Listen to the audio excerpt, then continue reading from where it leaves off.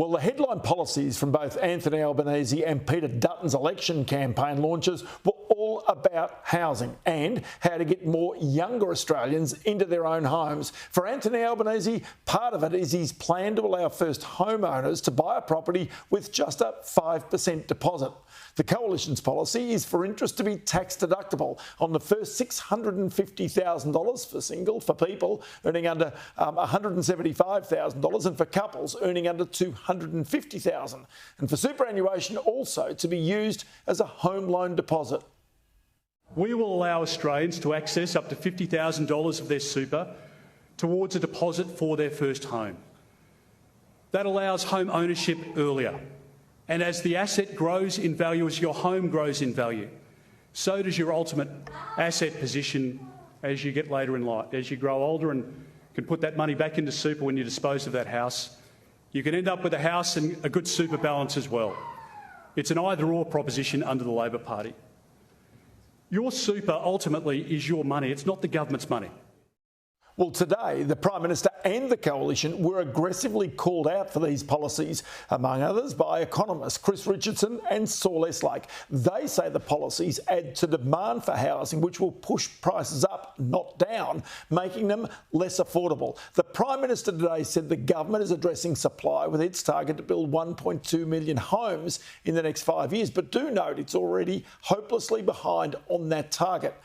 And also Albanese was pressed on this in his press conference today, and it resulted, I've got to say, in a very fast handball. Have a look.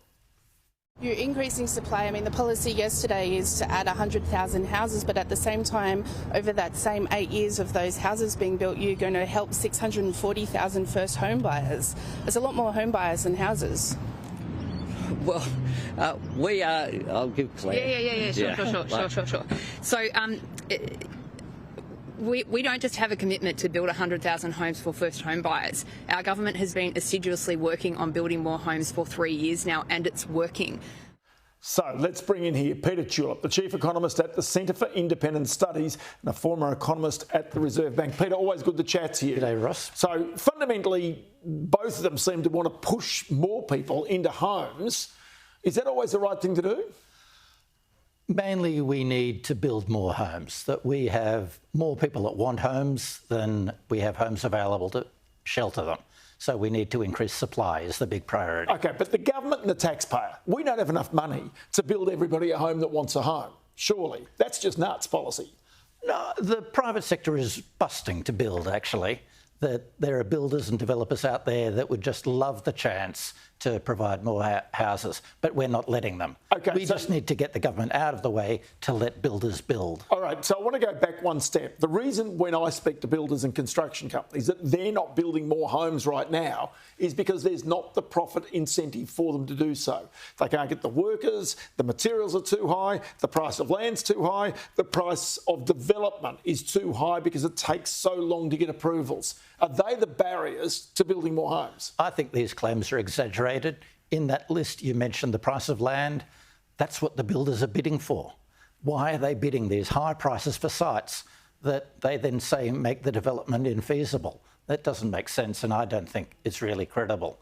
I think if we let them build more, the price of land will fall. That will improve feasibility and we'll get more building. OK, so what should be the role of government in all this? Because it seems to me you've got the government virtually nationalising the mortgage insurance industry on one hand. On the other hand, you've got people opening up their retirement nest eggs to basically create home loan deposits. Is this again sensible strategy from either side? So the main action is at the state level, but we've got a federal election on, so let's talk about federal policy, which is all in the news. I think both sides are promising to do something on supply, and so that's good and in fact welcome relative to previous elections. Peter Dutton wants to spend $5 billion unlocking on housing-friendly infrastructure. He thinks that will unlock 500,000 homes. Anthony Albanese wants to spend $10 billion, which he thinks will unlock, 100,000 homes.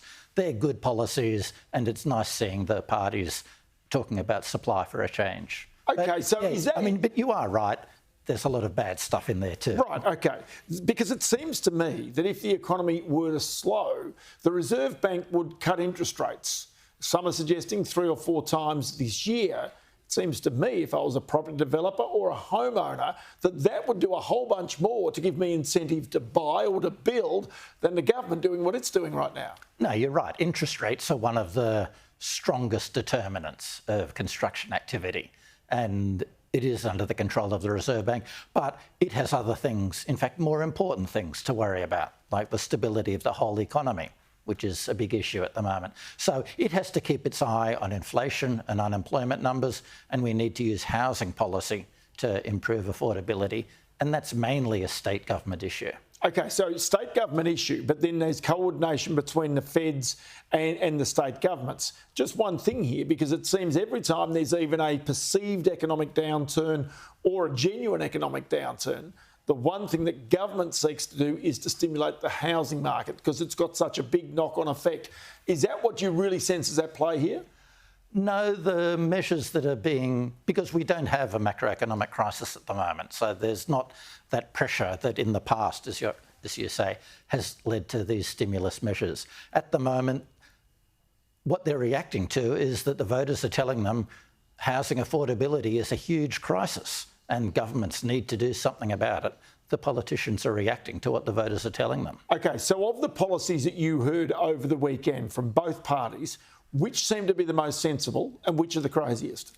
The most sensible ones are the supply-oriented policies. That is Peter Dutton's housing-friendly infrastructure spend and the government's $10 billion for new home buyers. The least sensible, in fact, silly policy is mortgage deductibility. That gives a big pile of money to first home buyers in a way that they don't especially appreciate. It boosts demand, so raises prices, makes housing more expensive for everybody else, and it's inequitable. It has a lot of problems and not much going for it. Because depending on what your income is and therefore what your tax rate is, it's either got more or less impact for you personally. Yeah, the tax deduction is much more valuable to people on high income tax brackets than to people on low brackets. So in other words, they're trying to come up with these political solutions to what are genuinely an economic problem. Yes, that's right. So, Peter Tulip, always good to have you in the program. Thanks for your time today. Great, Ross.